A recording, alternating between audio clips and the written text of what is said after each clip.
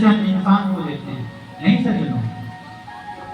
जो इंसान गुरु को इंसान समझता है, मनुष्य समझता है, वो घोर नरक में ही जाता है। गुरु इंसान नहीं होता, इस संसार में चलता फिरता साक्षात भगवान ही होता है, ईश्वर होता है। गुरु कोई साधारण शक्ति थोड़ी ना है। हमें कभी समझ नहीं आई ये बात। साक्षात भगवान श्री राम गुरु की महिमा गाते। जब रावण का युद्ध हो रहा था, उस समय विभीषण जी आगे रोने लगे और रुदन करते कहने लगे कि प्रभु देखिए ना, रावण तो बड़ा मायावी है, उसके पास तो बहुत कुछ है, बड़ा अस्त्र शस्त्र है उसके पास, घोड़े हाथियां कैसे कैसे, मतलब ट्रेंड सैनिक है उसके पास, आर्मी पूरी है उसके पास। प्रभु आपके पास तो पैरों पर खड़ा होकर नहीं, कैसे आप इस मायावी रावण से जीते? भगवान राम कहते हैं कि रावण के पास भले ही बड़े बड़े योद्धा हैं, ट्रेंड आर्मी है, कोई बात नहीं, उसके पास मायावी अस्त्र शस्त्र सब कुछ है, लेकिन उसके पास ये उपलब्धि है, लेकिन इनसे भी बहुत बड़ी उपलब्धि मेरे पास मेरे गुरु का आशीर्वाद है, और इसी आशीर्वाद के भरोसे मैं पूरा युद्ध जीत जाऊंगा। और ऐसा नहीं किया भगवान श्री राम हारे थोड़े, वो जीते, क्योंकि गुरु का आशीर्वाद जिताता है। शिष्य को गुरु का आशीर्वाद जिताता, उसकी काबिलियत नहीं जिताती कभी। एक बार एक भैया, बहुत पुरानी घटना है, शायद आपने कभी अखंड ज्ञान के पृष्ठ में पढ़ा होगा, सुना होगा। मैं आज घटना आपके बीच में रखना चाहता हूं। एक गुरु भाई की बहुत पुरानी बात, पहले हमारे दिव्य ज्योति में प्रचारक कम बल्कि गृहस्थ लोग भी ज्यादा सत्संग करते थे। वो भाई सत्संग कर रहे थे, उनके घर से बार बार फोन आ रहा था,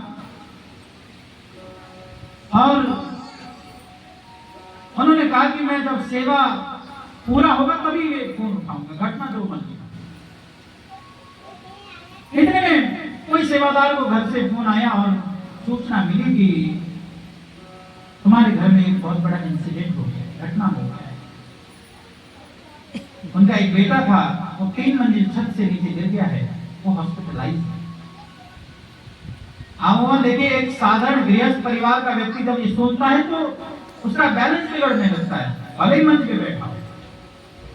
लेकिन उस गुरु भाई की हिम्मत देखो जरा, उसका गुरु के प्रति समर्पण देखो। उसने कहा कोई बात नहीं, मैं अपनी पूरी सेवा करके ही जाऊंगा, जो होना है वो तो होता है, होकर भी रहेगा।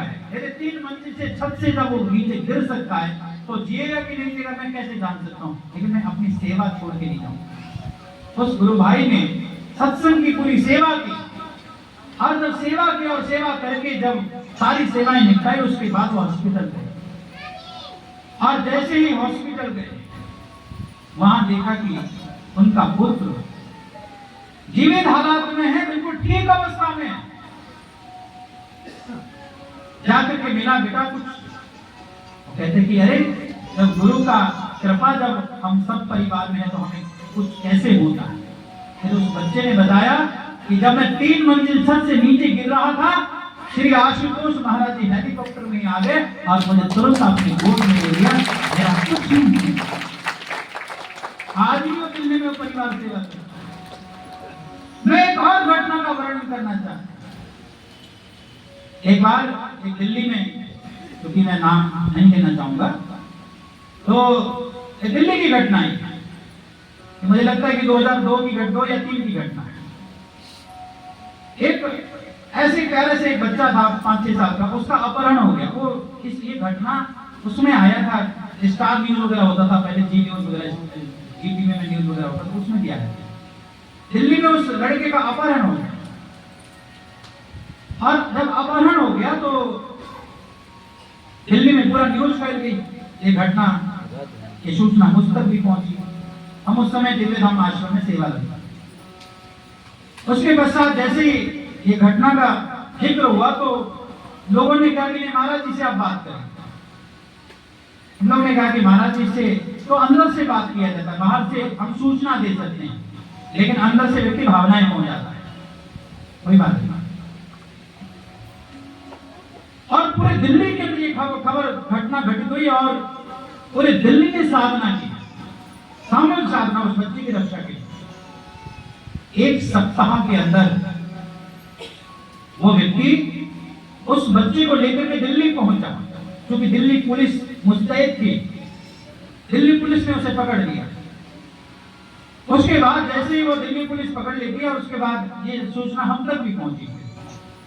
फिर से हमें जाने का अवसर मिला पुलिस स्टेशन पे, और उस बच्चे के परिवार वाले भी पुलिस स्टेशन पे थे। और जैसे ही उस व्यक्ति से पूछा कि तुमने इस बच्चे का अपहरण क्यों किया था, उसने कहा बेचने के लिए।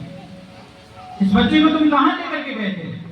कहता कि बिहार, और बिहार में छपरा तक वो पहुंचा था। छपरा जंक्शन जैसे उतरा तो कहता कि जैसे मैं छपरा जंक्शन में उतर के बाहर निकल करके जब एक सीट पर बैठा था, बाहर जैसे बैठने की सीट होती वहां स्टेशन पे बैठा था, इतने में एक बाबा जी आए, व्हाइट कपड़े पहने, घुंघराले बाल बिल्कुल, और एक बाबा जी आए और डंडा लेकर के कहा कि इस बच्चे को जहां से लेकर के आए हो वहीं छोड़ कर जाओ। और मैं 2 दिन तक वो घटना को देखता रहा, और फिर मैं लेकर के आया। फिर उस बच्चे से पूछा कि तुम एक हफ्ता 8 दिन में, मतलब कि ये पूरा इंसिडेंट हुआ था, तो 8 दिन तक तुम कैसे रहे? तब उस बच्चे ने कहा कि जब मुझे भूख लगता था, क्योंकि वो पूरा का पूरा परिवार ज्ञान दीक्षा लिया हुआ, उनके घर से सन्यासी भी हैं, इसलिए तो उन्होंने कहा कि जब मुझे भूख लगता था तो स्वयं ये हमारे गुरुजी, क्योंकि लॉकेट सबके गले में है, गुरुजी आकर के हमको अपने भोजन कराया करते थे, और रात को सोना होता था तो महाराज जी अपने गोद में लेकर के सो। ऐसा पूरी दिल्ली में घटना हुई। आज भी वो सारा का सारा परिवार गुरुदेव के चरणों में सेवारत।